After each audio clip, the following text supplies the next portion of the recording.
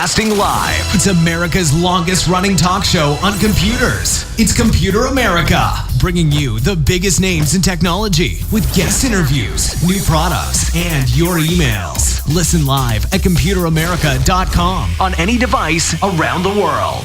Email the show at live@computeramerica.com or find us on social media. Be sure to check out our website for contests, giveaways, show notes, live video stream, podcasts, and more. You're listening to Computer America.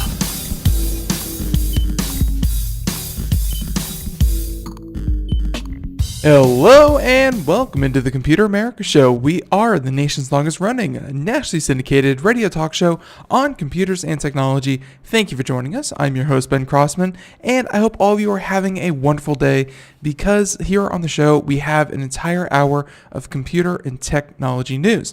Normally, we would have Sandy Berger, but due to some scheduling conflicts, she will be joining us tomorrow. So if you were looking forward to her analysis of everything that happened out there at the Google event, well, tune in tomorrow. And today we will be focusing again on computer and technology news. Now, a couple of things before we get started, including computeramerica.com. That's where you'll find everything from the show notes to the live video feed to the contest. Everything and anything that we do here on the program or about Computer America can be found in that one place. So yeah, of course, check that out. And thank you again, everyone, for joining us. Hopefully you are happy, healthy, and ready for a full hour of Computer America. Let's go ahead and get started, of course, as I said before, with computer and technology news. Here we go.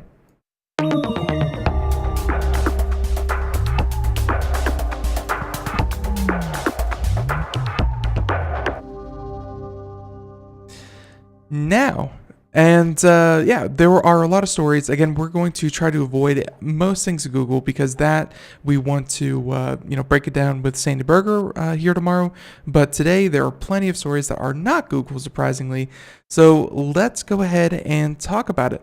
Now, some of these are from yesterday, so we'll get those out of the way, and then we'll move on into some of the newer tech. But we can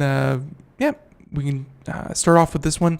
And this one I found rather interesting because it shows that this technology is getting more mature. It doesn't prove that it's going to be used everywhere and it's already withering away at society, but it does show that it's it's possible and it's capable. Now, this is an article from Motherboard and by Caroline Christie, talking about a German art activist. They were able to get passports using digitally altered photos of two women merged together. So obviously, they said that it's part of an artwork called Mask ID, a campaign that's encouraging ordinary citizens to flood government databases with misinformation and disrupt mass surveillance programs. Now, here on the show, we have talked quite often about the state of mass surveillance. Sorry about that. About the state of mass surveillance. It's not just a thing of movies. It's not just a paranoid tinfoil hat kind of deal. No, your government and really many governments around the world, if not all of them, are collecting massive amounts of data about their populations. It's sad to say this is the state of things, and they are using things such as social media. They are using traffic cameras. They are using government databases such as driver's license. They are fingerprinting, IDing. You can find things such as full body scans at airports. You can find facial recognition at airports and on your phones and things like that. It's not impossible to say that the government knows you better than you do. And if they really want to identify a person, there's not many ways in today's day and age that you are going to be able to stay anonymous, which has really been, not really a given right, but just the ability to move around, whatever country that you may be in without being tracked and monitored like you were already a criminal. That was something that, hey, we had before. Not so much now. So this artist feels probably the same way. And they said that an activist from the German art collective Peng walked into her local government office in Berlin and applied for a new passport, saying, quote, "I probably have broken the law," the woman, a chemist living in Western Saxony region, told Motherboard, "but our lawyers don't know which one." The woman applied for a passport using a photo of two separate people. Using specialized software created by Peng, the collective merged the facial vectors from two different faces from two different images into one.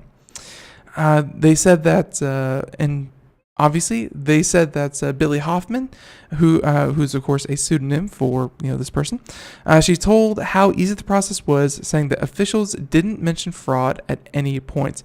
Which obviously, if you can, there's a picture here of the actual passport that was approved, and this person who does not exist now currently has a government official ID.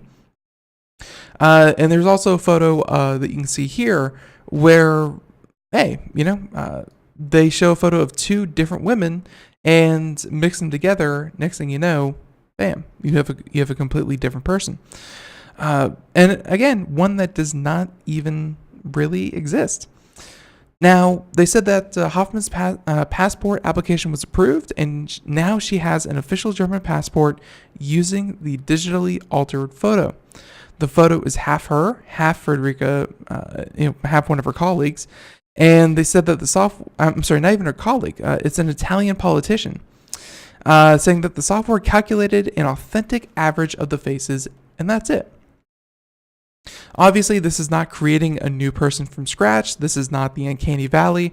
This is simply two people who really exist. And it's just kind of taking, the hair from one, the eyes from another, the lips from another, and just kind of mixing them all together. We've already seen this technology when it comes to averaging celebrity faces, where it will take a bunch, not just two, but a bunch of celebrity faces and average them together into one, or it will, kind of pick and pull from different parts of a person's face until you get someone who you're like, that person looks really familiar. I might have seen them in a movie.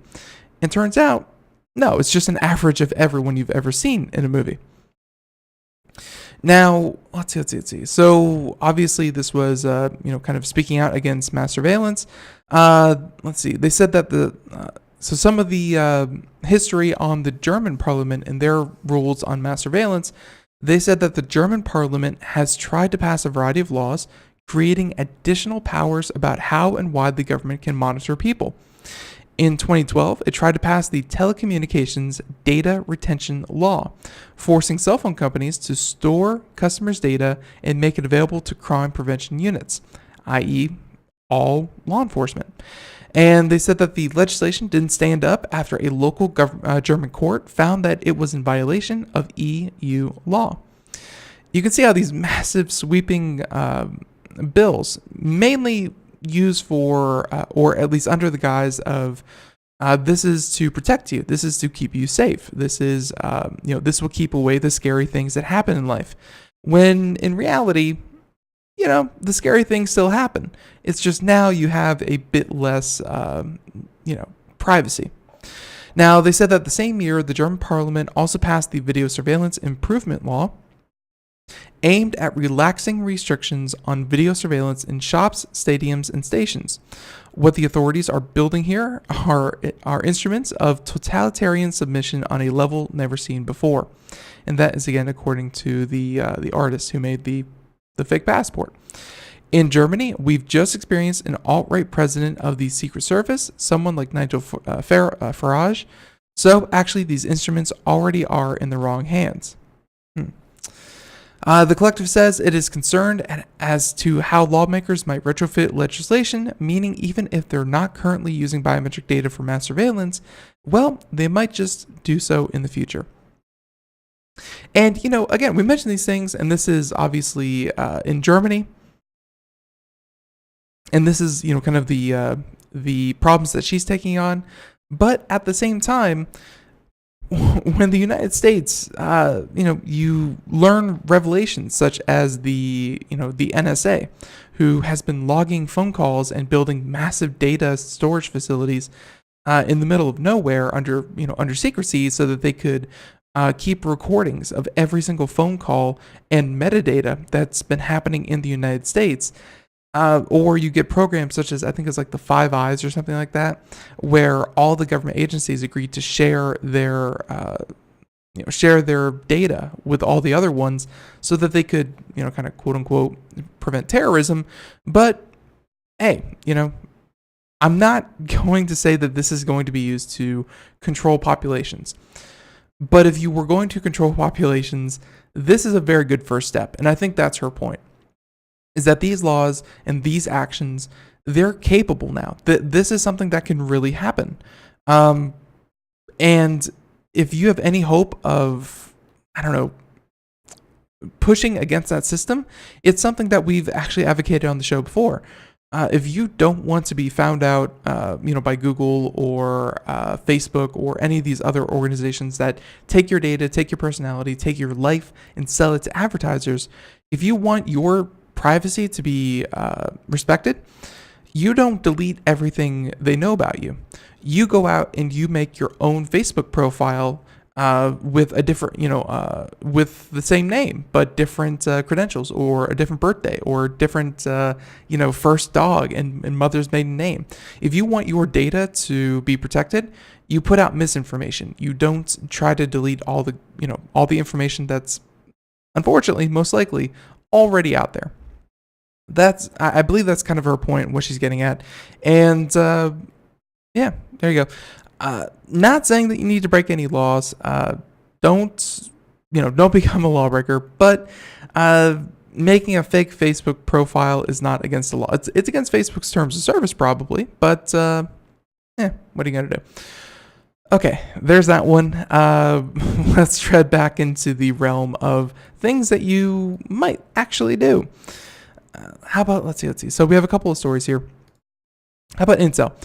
Last time we talked about Intel, it was a pretty scathing rant. And looks like the rant was about some leaks that happened. These were unofficial, but now we are in the official territory. Intel has unveiled their next series of processors.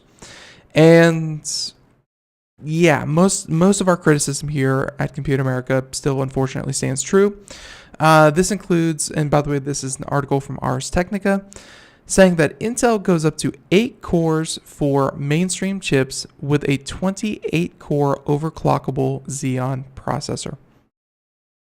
So this is the next generation that you'll be seeing coming from Intel. They are working on obviously processors for not just the everyday individual, but now the enthusiast. They've really tried to capture the essence of the enthusiast, probably because you have people such as AMD, who are producing chips with a lot of threads, a lot of cores, and overall very, very powerful when it comes to multiprocessing. And while Intel may have a couple of benchmarks, really over AMD, AMD is showing that there is a niche for parallel processing. Now, Intel wants to reclaim that throne as well, but looks like they are trying to sacrifice or push people a bit further than what they used to, and they're getting fuzzier with their names. So again, our second cut, if you want to check out the article, there's a bunch of graphs and a lot of numbers here. We'll try to keep it light, but the 9th generation parts confirm previous leaks. That hyperthreading is now only found in the top i9 processor, which was kind of our beef here, was that for the longest time i7, 6700K, 5700, 7700K. K, of course, designates that it's overclockable. If you don't get the K, then I don't think it comes with the software needed to overclock. Like you could probably do it yourself, but it's not as stable. So that's the K designation.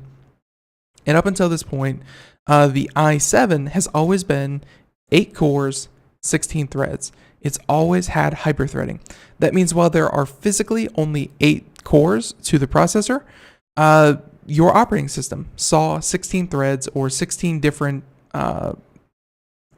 resources for processing. So let's say you have 3 programs open, and each program requires 3 threads, or it can utilize the processing power of 3 threads. That means you would use 9 threads, and you would still have 8 threads left over.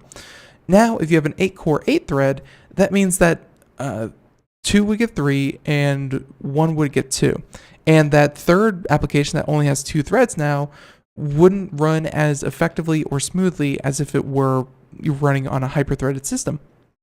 For the past decade, i7 has always been 8-core, 16-thread. But for some reason that they will not say, because this is not a price-saving measure, you are paying as much or more for an i7 as you always did, but you don't get the hyperthreading. It is not cool. But I digress.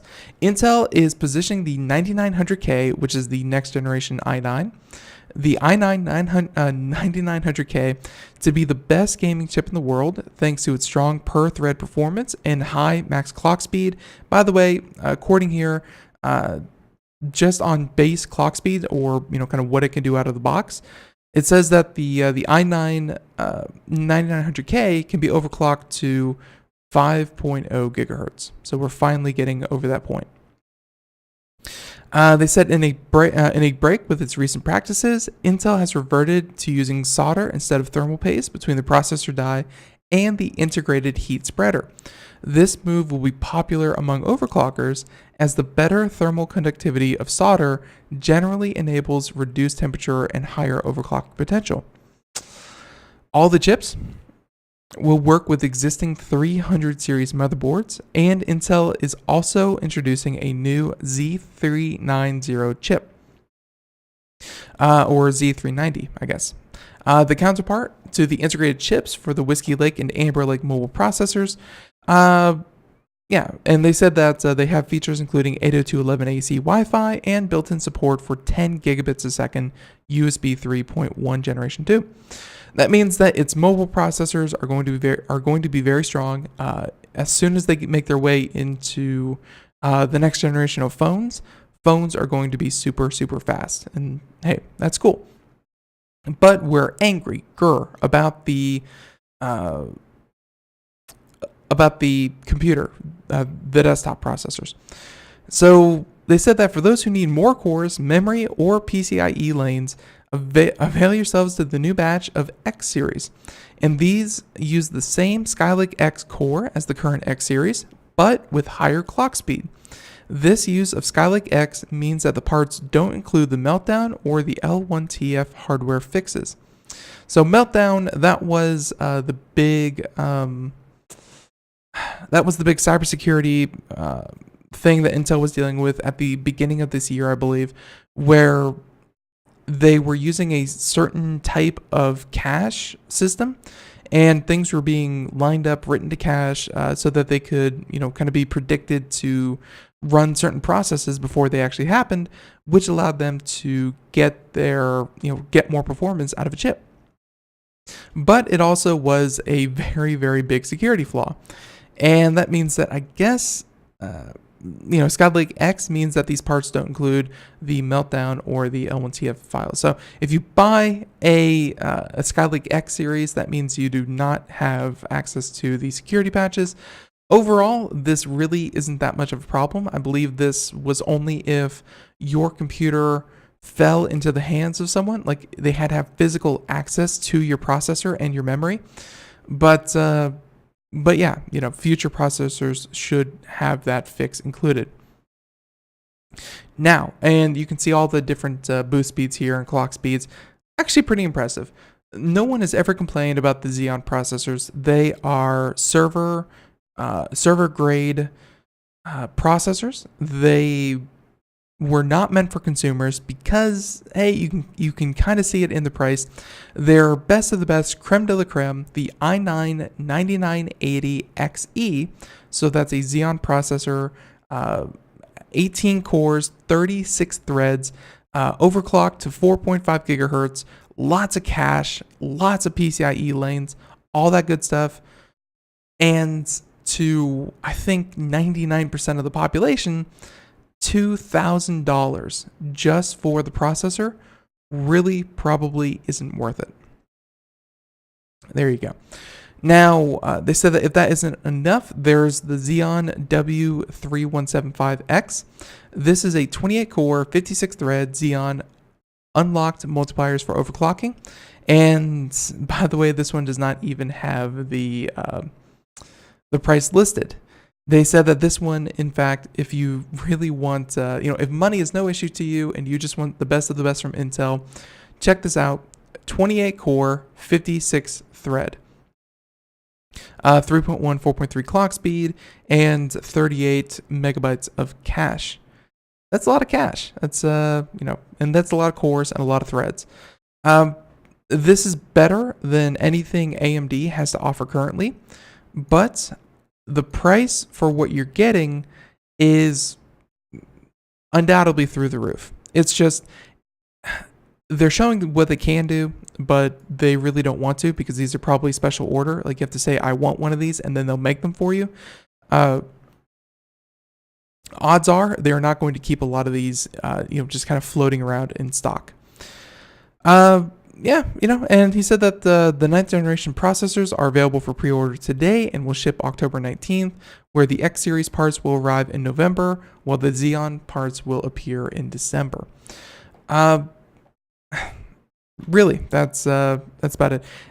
Again, I am really, really, really upset that the i7 designation for the processors no longer includes hyperthreading. That's I think that's more of a marketing move than it is any kind of technology move. They want to make sure that hyperthreading as a selling point is exclusive to the best and the highest price point, and they can justify that $100 increase, not just because there's 8 cores, because that's the same 8 core, but now instead of having really almost everything about the processor is the same except $100 more, and you get hyperthreading. Those were capabilities that were originally found in the i7 as well. The the i9s used to have, I think they used to be 12, 24. Now even the i9s are simply 8 and 16, or they were like 10 and 20. But anyways, I think that this is a shift. This is going to be a momentary pain point. It is certainly painful, but at the same time, it won't last forever. We'll go ahead and leave that there. So there's Intel. The rumors from before were indeed true, as most rumors that are reported by these outlets usually, do come to fruition. But yeah, let's go ahead and swap up stories. Let's see. So we could do this one real quick. So this one just coming out a couple hours ago. Pretty obvious. They said that let's go ahead and talk about this one. So Sony, they make a console called the PlayStation 4. And on the PlayStation 4, you had to sign up on the PlayStation Network online with an ID. And I suppose up until this point, your PlayStation name or your network handle has not been available for change. So if you made it, let's see, when I was way younger, spelling all messed up, my username was like Psycho13. And that username, if I still use it at 27, that username would be just totally not what I want. But if you created your PlayStation Network name 10 years ago, then you were still using the same handle from 10 years. Now, after years of talking about the possibility of changing the PlayStation Network handle, Sony is finally close to making that seemingly basic feature a reality. The company has announced that it will soon launch a PlayStation Network Online ID Change beta for select users who are part of the PlayStation Preview program. Your first name swap will be free, and after that, it will cost $10 for the change, which, as I said, is to discourage abuse. We've seen that with other systems. It's really not that hard to change a username. It's a very basic feature, but they put it behind a price wall because they don't want people evading bans or reports or things like that by just swapping their PlayStation name whenever they feel like it. Now, the preview for the feature will end in November, but don't worry, they said it should reach all PlayStation 4 owners by early 2019. More importantly, not every game will play nicely with your new ID.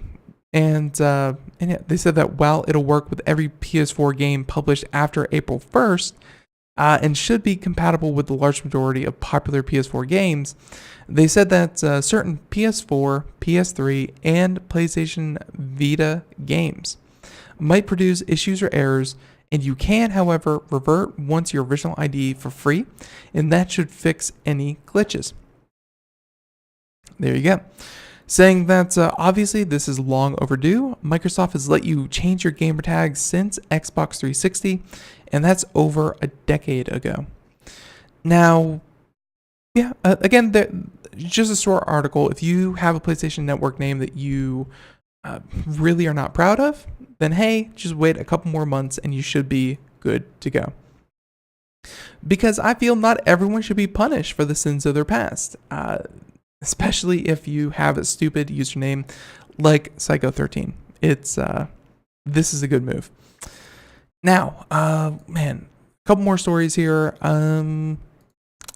Let's talk about Virgin Galactic. I like talking about space. Space is a lot of fun, obviously. And the more private companies that get involved with space exploration mean that, hey, I think everyone is getting a bit closer to the possibility of actually getting to go into space.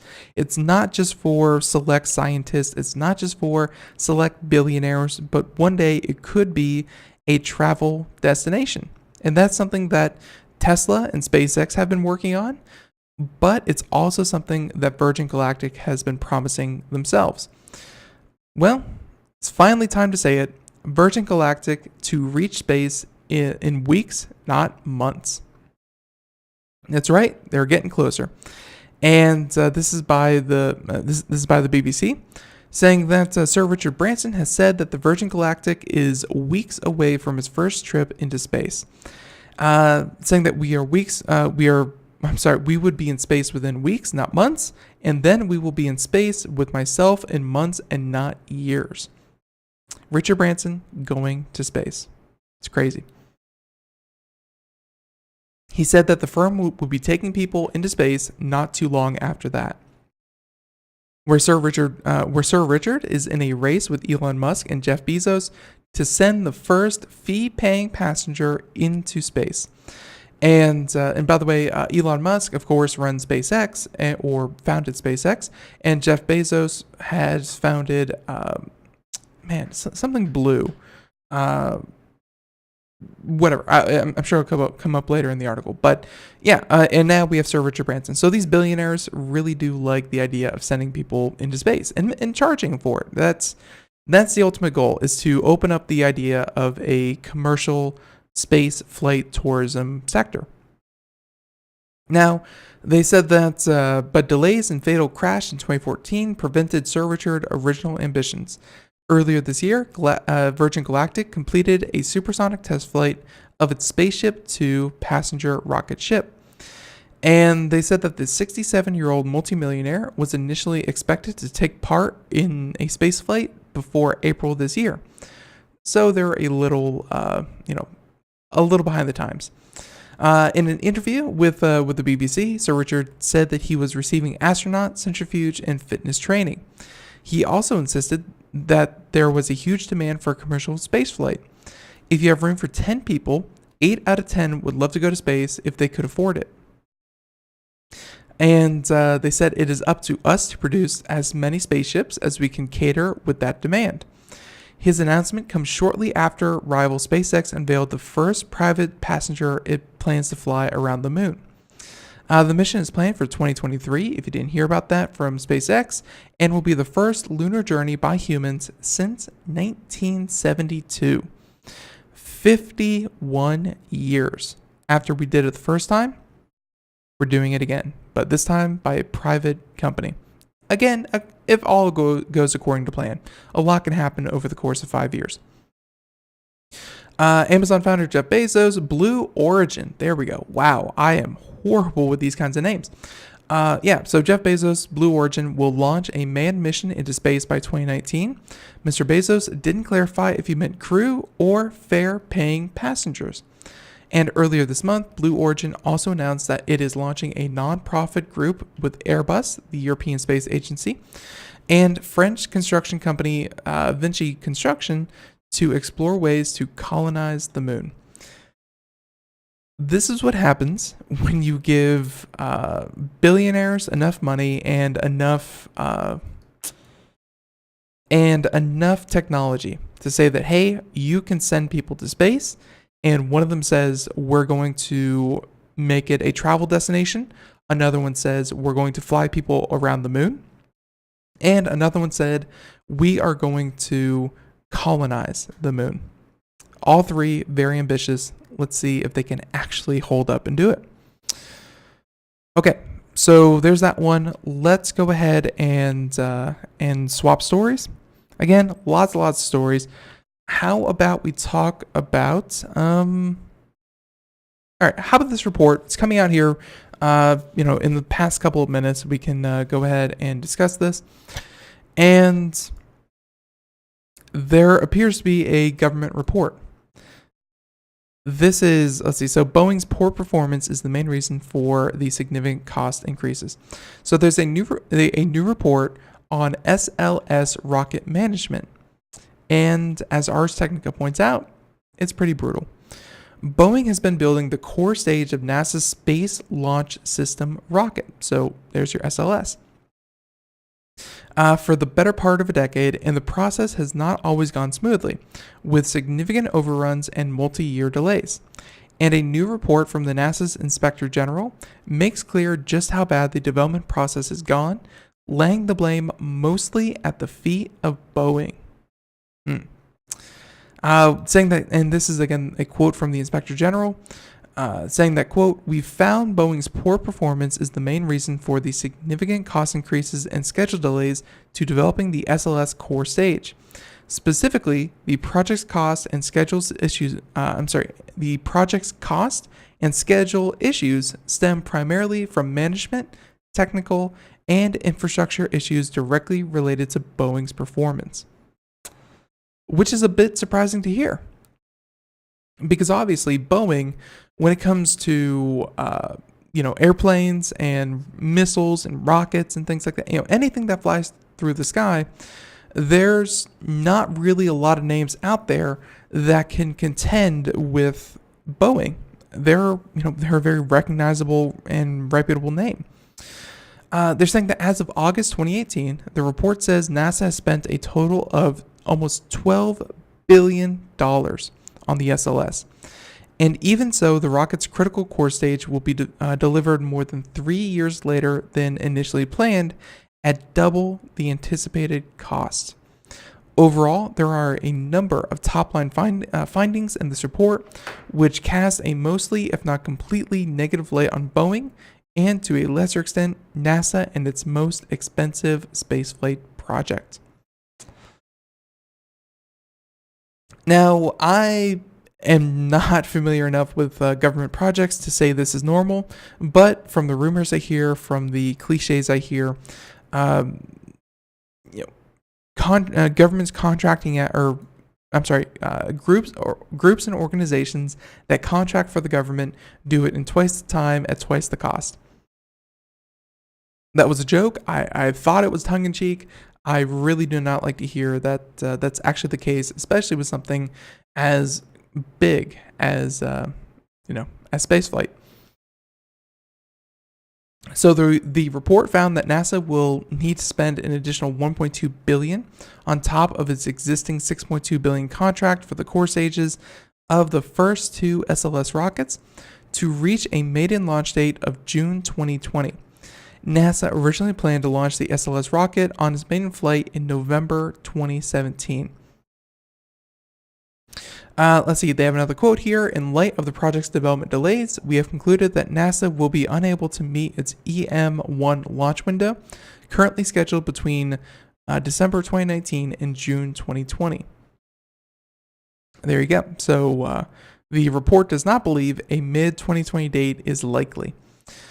Let's see. So let's go ahead and scroll down to the reason why this all happened, where they said that there's a remarkable section in the report that discusses the reasons for delays. Boeing evidently told the Inspector General that initial delays for the SLS development were caused by, quote, insufficient funding. Notably, Boeing said that the SLS contract was underfunded for 2015, and therefore it could not maintain a delivery schedule for the first two core stages. The Inspector General appeared to have none of this, saying that by the end of 2015, the company had received $706 million, which is only $53 million less than requested for its work to build the two core stages, saying that, quote, in addition, due to a congressional plus-up the following year, Boeing received approximately $200 million more than what NASA estimated was needed to meet the original 2017 launch schedule. And in May 2016, NASA added almost $1 billion in additional contract value. So Boeing said that in 2015, when this whole thing started, they were underfunded. That's why they couldn't deliver on time. And they were. They were indeed underfunded by $53 million out of $706 million. So they were like, 7 or 8% underfunded. And don't get me wrong, $53 million, that's a lot of money. That's a lot of jobs. That's a lot of people's hours. That's a lot of equipment. That's a lot of resources. That's a lot.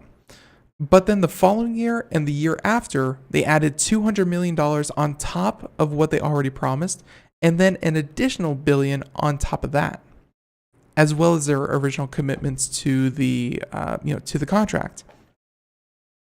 So, I guess they were expected to pay $759 million over every year. And since then, they are now paying, instead of something around, 3 or 3.5, they're now paying somewhere in the neighborhood of $5 billion. Somehow, some way, I feel like this is just Boeing figuring out how to get more money from NASA. NASA officials told the Inspector General that they did not believe the schedule slippage could be explained by a lack of adequate funding.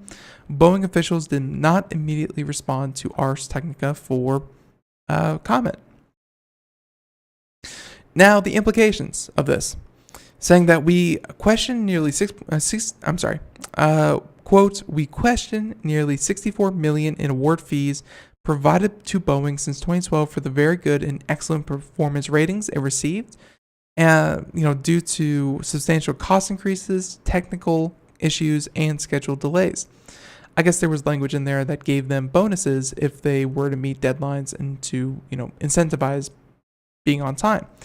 Looks like they still got those bonuses, even though every aspect of this contract was not adequately met.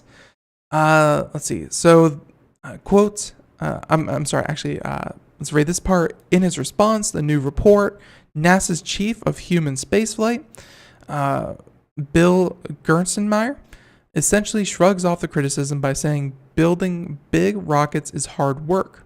The SLS is the largest launch system in the history of spaceflight, and the design, development, manufacturing, test, and operation of the system are highly complex and represent a national investment in a long-term commitment to deep space exploration. Essentially, what he's saying there is this stuff is hard, it's complicated, it's not easy, so even if it costs more and it takes longer, don't worry, everyone, you are investing in a part of national pride. again, as NASA's chief of human spaceflight, that is a load. I mean, I get it. I completely sympathize. I think that spaceflight is super important. People going into space even more so. But at the same time, just because just because it's super cool and important and probably the future of humanity, does not mean we need to overlook the the day-to-day operations. The ends do not justify the means, to pull a cliche. And there you have it. We're going to go ahead and stop there, but otherwise just know that NASA has put out a report that shows that, not all is well when it comes to NASA. Let's, okay, so let's see, obviously a lot of different stories here. How about this one? Waymo, you may know them. They, let's see. So, there we go. So Waymo, they drive cars. They are underneath the umbrella of the Alphabet company. So Google and the like. It used to be Google's self-driving car. It spun the technology off into Waymo, and now Waymo is essentially still developing the LiDAR powered auto or self-driving cars systems that will be one day hopefully sold to other companies. I don't believe Google is really looking into the manufacturing car market, but rather they're looking to make partnerships with many other cars that will then use their technology, use their systems, and hey, hopefully again Google will make a pretty penny by powering the cars of the future. Now, they have one big advantage over a lot of the other rivals, including things like Tesla's autopilot, or I think Honda has one out there. Uber has a system that they're still developing, things like that. Well, check this out. Waymo's driverless cars have driven way more miles than rivals. And I did not speak of that, but rather, that's the title. Waymo miles. Wow. This one from Ars Technica, Timothy B. Lee, talking about Waymo self-driving cars have driven 10 million miles on public roads. If you thought this technology was still in its infancy, or it just has not been tested in the real world, check it out. 10 million miles on public roads. That does not include that weird, funky self-driving kind of test course that Google had built out in the middle of nowhere, where it was driving on its own little roads, continuously for 24 hours at a time. But no, just public roads with potholes, roads with people, roads with other cars and stupid people behind wheels. Roads with unexpected events. 10 million miles logged into its computers, analyzed and otherwise cataloged. They said that puts the company way ahead of its rivals. Only one other company has announced more than 1 million miles of testing, and that was Uber, who announced 2 million miles last year, but was forced to freeze it after a deadly crash in March, which was unfortunate. And it really did put a stop to the whole thing. The milestone is one of many ways that Waymo has a sizable lead on the race to commercialize driverless car technology. Waymo says it's planning to launch a taxi service in the Phoenix area before the end of the year, and one of Waymo's leading rivals, GM Cruise, is aiming to launch a commercial taxi service next year. But other companies working on driverless car technology aren't planning to launch anything until the 2020s. So, yeah, I mean, when you hear 10 million miles, that is not one car driving 10 million miles. This is, think of it as, let's say they have a test fleet of, let's say, 250 cars, and each one then drives, 40,000 miles. Bam, you're up to 10 million. Please, no one check that math.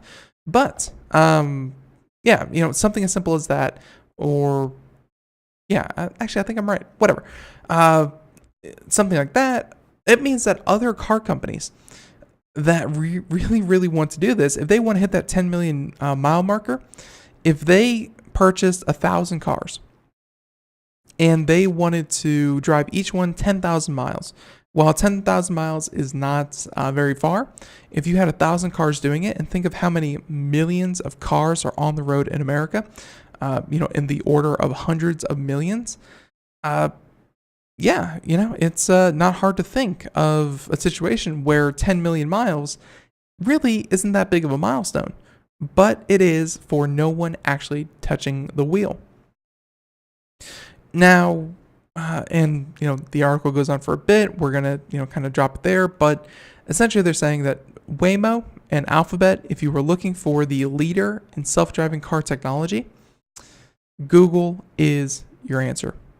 They're doing really, really well. So let's see. There's that one. Lots and lots of other stories. How about we talk about, how about this one? New iPads. Always fun to talk about Apple. More rumors. We just had an Apple event, so this is gonna be a lot of fun. Wow. Woo. North Carolina, never once. New iPad Pros will reportedly get Face ID and lose the home button. That seems to be the trend for what Apple is doing.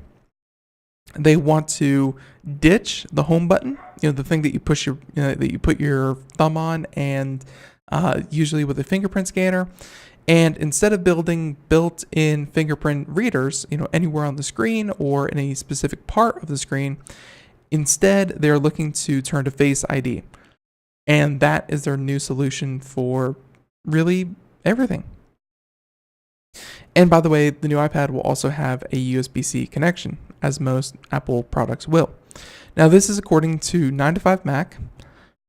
And actually, we're just going to go ahead and skip on over to 9to5Mac instead of Engadget. But Apple is widely expected to hold an event this month to introduce the new 2018 iPad Pro models, saying that, to introduce 2018 iPad Pro models, new Macs, and more.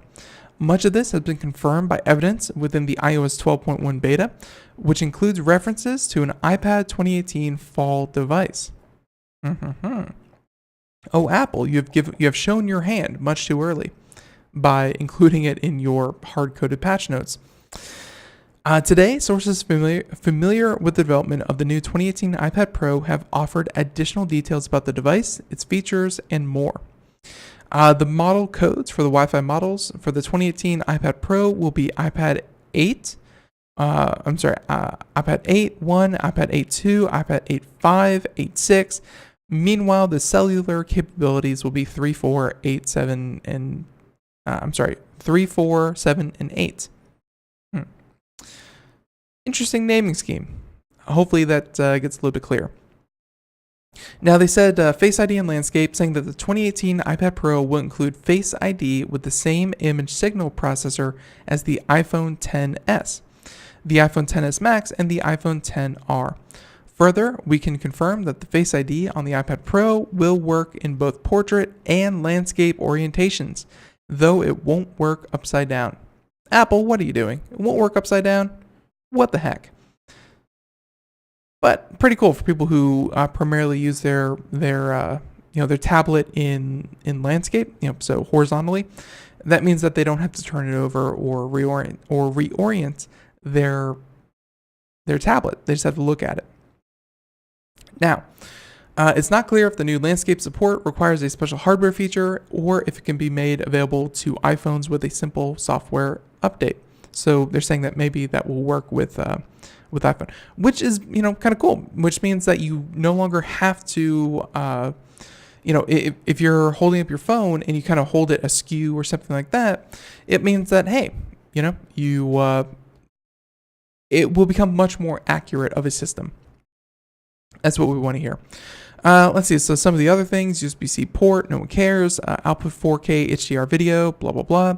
A new Apple Pencil. Everyone out there was clamoring, saying, "Hey, when are we going to get a new Apple Pencil? Our old Our old electronic stencil just wasn't doing well, and now we have it. It will be paired with the iPad Pro by proximity, much like AirPods or HomePods. Switching between devices will be possible without connecting the Apple Pencil to the charging port. It's unclear whether the current model of Apple Pencil will work with the new iPad. Although knowing Apple, probably not. Let's see, they also have a magnetic connector. Whatever. So there's that article. Not a lot to it, but I think the big pull away from this is going to be the fact that there will be an event later this month to show new Apple hardware. And then on top of that, it will include a new iPad Pro. Pretty darn neat. Okay, so let's see. We did that one. Let's see. What else? How about we talk about... There's a couple of stories here I really want to do, but just don't really have time for them. Let's go on over to... Let's go on over to... Here we go. How about this one?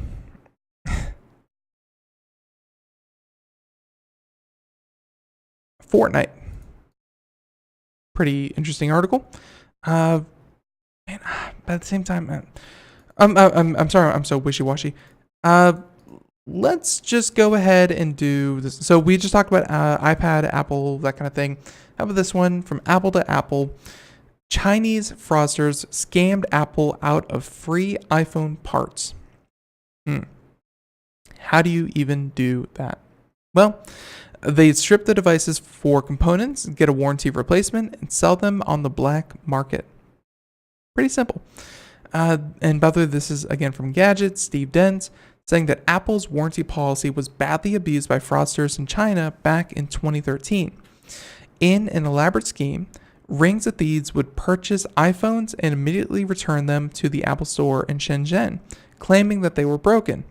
In reality, they had removed valuable components and replaced them with fake parts and even gum wrappers. I guess if nothing in there rattles and the weight's about the same, I guess it would be pretty hard to see why until it was too late. After receiving the replacement phones, the team would sell them off while using the stolen components to refurbish iPhones. Those would then be sold off in smaller cities. And at the time, Apple was selling iPhone 4, 4S, 5, and 5C models. So to give you an idea of timeline, there you go. Which were fairly easy to dismantle by today's standards. Saying in the old school world, this would be a car chop shop where you would take all the pieces off and sell them. Now they're doing that with iPhones, or at least they were.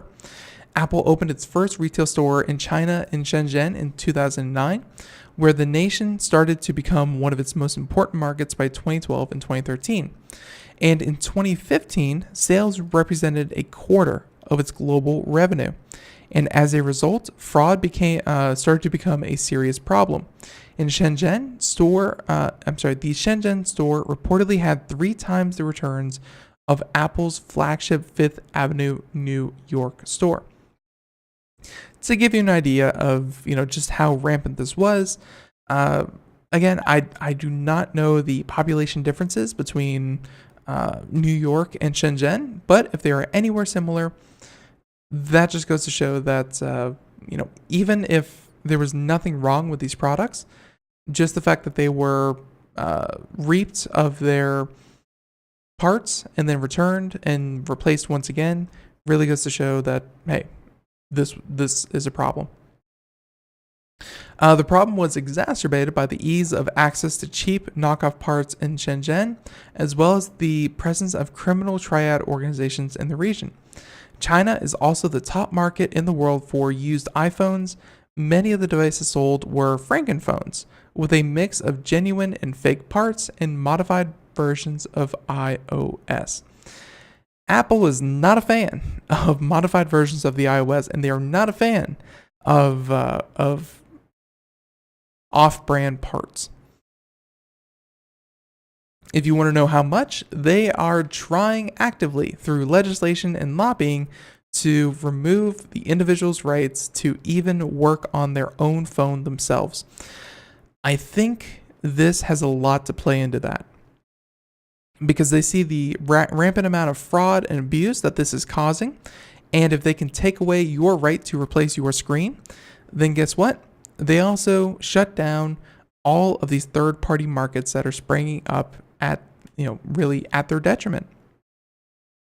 Now, at first, Apple would swap broken iPhones as long as there were no signs of visible damage. After warranty claim costs more than doubled estimates, Apple tried to tighten its warranty policy, saying that, quote, Apple set aside $1.6 billion at the start of the fiscal year for global warranty claims, but ended up spending $3.7 billion on them in the period. At that point, fraudsters became disruptive, which resulted in closure of the Shenzhen store at one point. In 2013, Tim Cook was actually forced to apologize to consumers in China over warranty repair problems in China. It wasn't known at the time that the issue was caused by fraud, or at least in part by fraud. I mean, that 1.6 that they set aside, $billion, that is for all those phones that come off the assembly line and they are in one way or another damaged. There are legitimate reasons why phones just don't work out of the box. Apple set aside a good amount of money for that. And when your costs, when you have a failure rate of, let's say, 1 to 2%, and suddenly you're getting a failure rate of closer to, 7, 8% in certain markets, that is a huge red flag. So they said to combat the problem, Apple created a reservation system that forced customers to prove ownership before filing claims. But that system was reportedly hacked. It also came up with diagnostic software to detect fake parts, but again, thieves found a workaround by disabling iPhones so they couldn't be turned on. Finally, Apple stopped doing warranty replacements in stores, forcing customers to wait while the devices were checked in distribution and repair centers. When Shanghai location became saturated, Apple opened additional centers in California and Singapore. Let's see. So the checks revealed fraudulent returns in the hundreds of thousands, but by 2016, Apple had significantly reduced fraudulent claims. It also reduced component theft by using special dyes and sealants on chips and batteries. As a result, all the work, its warranty expenses declined for the first time in 2017, dropping from $4.6 billion in 2016 to $4.32 in 2017. So not bad. Apple, obviously, they are spending this money. These scammers, these fraudulent return claims, they are costing money. So if they can spend any kind of money and unfortunately, put barriers between the consumer and, in a more seamless customer support system, unfortunately, that's just something that Apple is going to have to do.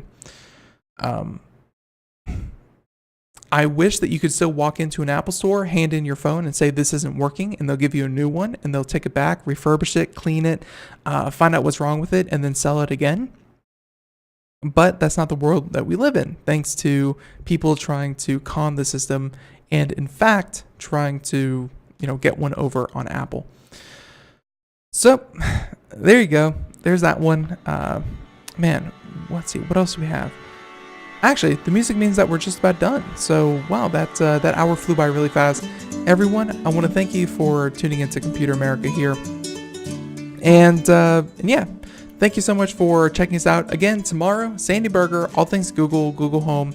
She is our resident, she has become our resident digital assistant expert here on the program. So she's, of course, going to have a lot to talk about with Google, Google Plus, things like that. It's, a lot to talk about. Now, let's see. I think that's about it. If you want to check out anything that we talked about here today or more, you can check us out at computeramerica.com, where we'll include links to any articles, videos, just everything in the show notes. And until next time. Be sure to check us out Monday through Friday, 4 p.m. to 5 p.m. Eastern, here on Computer America. So until next time, catch you then. Be good, be safe, and thanks for tuning in to Computer America. Have a great one. Bye-bye.